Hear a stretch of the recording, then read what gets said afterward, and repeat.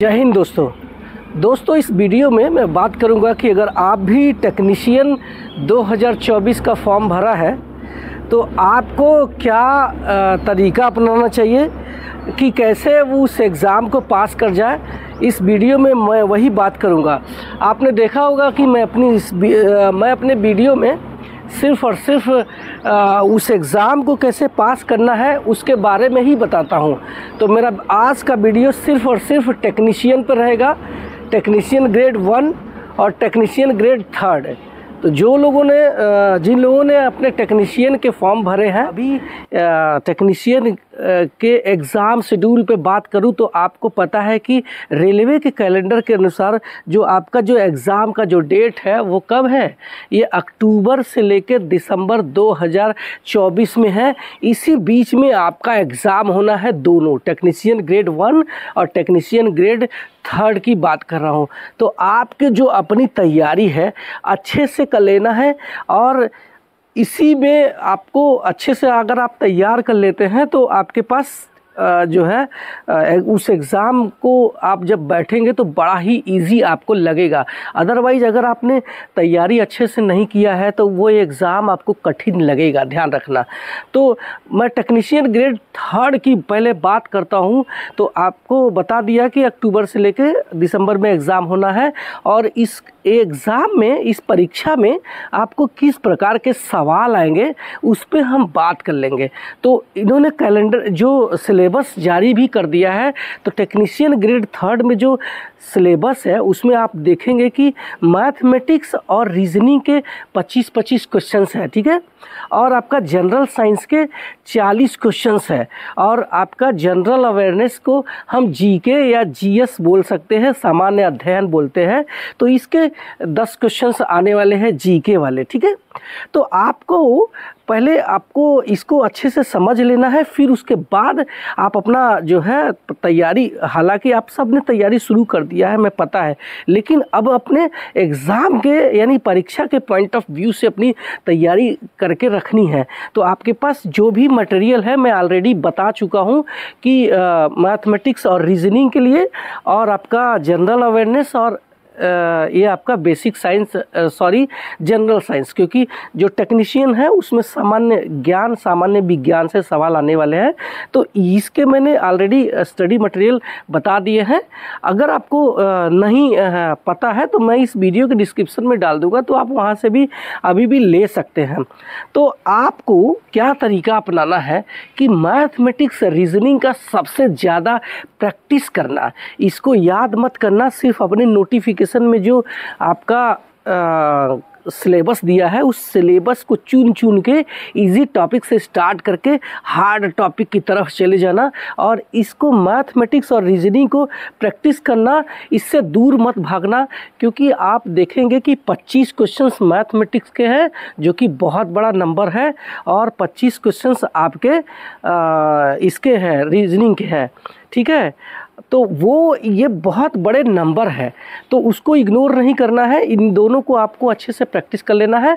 हाँ, आपको general science पे ज़्यादा फोकस करना है, क्योंकि इस पे 40 क्वेश्चंस आने वाले हैं, और जनरल साइंस एक ऐसा सब्जेक्ट है जिस पे एक साधारण से साधारण बच्चा आसानी से तैयारी कर सकता है। और जनरल साइंस को अच्छे से पढ़ लेना, क्योंकि अगर आपका मैथ और रीजनिंग अच्छा है, बहुत अच्छा नहीं है, तो ये जो जनरल साइंस है ये आपका एग्ज़ाम में सफलता दिला सकता है। 40 क्वेश्चन से आपके बहुत बड़े उलटफेर कर सकते हैं, ठीक है। अवेयरनेस को आपको 1 लाइनर क्वेश्चंस याद करना चाहिए, जो इम्पोर्टेंट टॉपिक है उस पर पढ़ना चाहिए। इस पर बहुत ज़्यादा टाइम आपको बर्बाद नहीं करना, क्योंकि सिर्फ आप देख सकते हैं सिलेबस के आधार पर सिर्फ 10 क्वेश्चंस आपके एग्ज़ाम में आने वाले हैं, ठीक है, लेकिन आपको बहुत ज़्यादा उसमें घुसना नहीं है। तो ये तो हो गई हमारी तैयारी।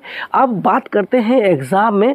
तो आप अगर पहली बार एग्ज़ाम देने जा रहे हो, परीक्षा देने जा रहे हो, तो कंप्यूटर का बेसिक नॉलेज सीख लेना, क्योंकि CBT का मतलब ही होता है कंप्यूटर बेस्ड टेस्ट है। जब आप एग्ज़ाम हॉल में जाएंगे तो आपके सामने कंप्यूटर रख दिया जाएगा और उसी पे आपको एग्ज़ाम देना है।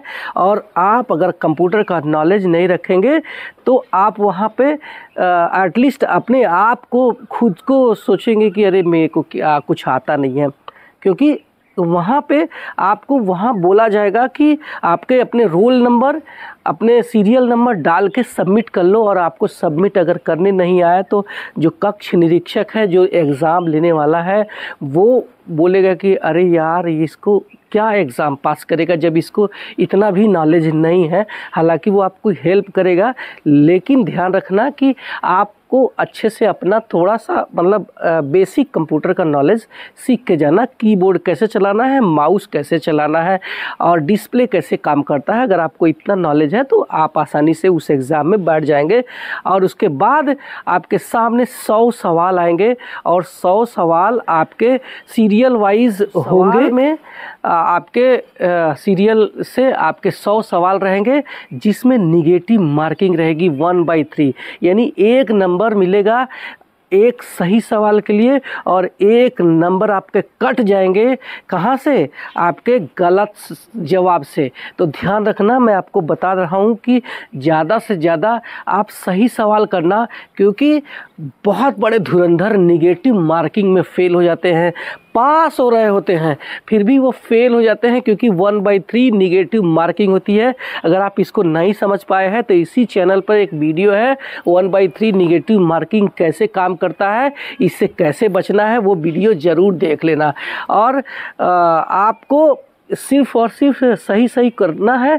ध्यान रखना है कि जब आप गलत क्वेश्चंस करते हैं तो 1/3 निगेटिव कट जाता है, लेकिन अगर आप उस क्वेश्चंस को छोड़ देते हैं तो आप फायदे में रहते हैं, यानी कि ना उसको निगेटिव मार्किंग में जाता है और ना ही उसका मार्किंग आपको मिलता है। तो ये आपको फ़ायदा होगा कि अगर आप एग्ज़ाम में जाते हैं तो अगर आपको क्वेश्चंस जो बिल्कुल नहीं समझ में आ रहा है तो उसको साइड में आप छोड़ देना। अगर आपको गलत लग रहा है तो उसको तुक्का ज़्यादा मत लगाना, क्योंकि ज़्यादा से ज़्यादा लोग उसी तुक्के के चक्कर में फेल हो जाते हैं। ठीक है, तो ध्यान रखना है कि जैसे किसी क्वेश्चंस का जो आंसर है उसको आपने सेलेक्ट किया है ABCD, तो उसको आप सेव ज़रूर करना, क्योंकि जब तक आप सेव नहीं करेंगे, कंप्यूटर की भाषा है, उसको एक्सेप्ट नहीं करता है। टिक मार करने से नहीं मतलब है, तो सेव करना। और आप अपने जो क्वेश्चंस है उसको बदल भी सकते हैं, मॉडिफाई कर सकते हैं। सिर्फ आपको जो 90 मिनट का जो टाइम मिला है, यानी आपके 100 प्रश्न रहेंगे जिसमें आपके 90 मिनट आपके मिलेंगे। इस 90 मिनट के अंदर आप पीछे जाके, यानी 1 से लेके 100 तक प्रश्न कहीं से भी आप पीछे स्क्रॉल करके जाएंगे। आप अपने प्रश्न को जो आंसर आपने दिया है, आपको लगता है कि गलत आंसर दिया है, तो आप उसको मॉडिफाई करके आप A को B, B को C, C को D में बदल सकते हैं। टेक्नीशियन ग्रेड 1 की बात करूं तो आपके भी एग्ज़ाम में ये आपके 10 प्रश्न जनरल अवेयरनेस के रहने वाले हैं। बेसिक साइंस एंड इंजीनियरिंग से आपके 35 सवाल रहने वाले हैं। मैथमेटिक्स और आपके ये कंप्यूटर भी है इसमें, तो इनके 20-20 सवाल रहेंगे। इसी तरीके से रीजनिंग के आपके 15 सवाल रहेंगे। इस तरीके से टोटल आपके जो सवाल है वो आपको 100 रहेगा। और इसी तरीके से आपका जो एग्ज़ाम है 90 मिनट का रहेगा। तो आपको भी कोशिश ये करना है कि इसमें आपके मैथमेटिक्स के अगर छोड़ दिया जाए तो मुझे लगता है कि लगभग सारे सब्जेक्ट इजी है। और आपको कोशिश ये करना है कि ज़्यादा से ज़्यादा, जैसे मैंने टेक्नीशियन ग्रेड 3 के लिए बताया, तो मैथमेटिक्स और रीजनिंग का प्रैक्टिस करना है। इसको रटने की गलती मत करना। बाकी आपका सब्जेक्ट बड़ा ही इजी है, तो इसको आप आसानी से कर पाएंगे। हाँ, 1/3 निगेटिव मार्किंग उसमें भी है। तो जब एग्ज़ाम हॉल में जाना तो चालाकी ये करना है कि ज़्यादा से ज़्यादा आप सही प्रश्न करना, गलत प्रश्नों को हाथ नहीं लगाना। 1/3 निगेटिव मार्किंग उसमें भी रहेगी। और आपकी जानकारी के लिए बता दूं कि इस एग्ज़ाम में सिर्फ एक ही CBT होना है और उसी CBT पर आपकी नौकरी लग जाएगी। एक मेडिकल होगा, एक DV होगा। DV पर डरना नहीं है। आपके सर्टिफिकेट अगर डॉक्यूमेंट्स अगर ओके है, बराबर है, तो आपको DV में डरना नहीं है। आपका DV आसानी से हो जाएगा। मेडिकल में भी डरना नहीं है, क्योंकि यहाँ पे चश्मा अलाउ है। मेडिकल स्टैंडर्ड की बात करूँ तो आपका जो टेक्नीशियन ग्रेड 1 का जो मेडिकल है वो B1 B2 है, और ये इसमें चश्मा अलाउ है, 6/9 इसका जो स्टैंडर्ड है वो है। और इसी तरीके से जो टेक्नीशियन 3rd का है उसका जो मेडिकल स्टैंडर्ड है वो A3 है, यानी चश्मा अलाउ है, मेडिकल स्टैंडर्ड आसानी से पास कर लेगा। सबसे ज़्यादा अगर कठिन मेडिकल स्टैंडर्ड होता है तो वो होता है ALP का, यानी असिस्टेंट लोको पायलट है, वो चश्मा उसको अलाउ नहीं है, कलर विजन अलाउ नहीं है, मेडिकल फिटनेस उसको स्ट्रांग रहना चाहिए, हार्ट की कोई प्रॉब्लम नहीं होनी चाहिए। तो ये वीडियो मैंने टेक्नीशियन पे बनाया है, हालांकि जो लोग एग्ज़ाम देने वाले हैं चाहे रेलवे का किसी भी, तो वो इस वीडियो को देख के लाभ ले सकते हैं। मिलते हैं अगले वीडियो में, तब तक के लिए बाय बाय।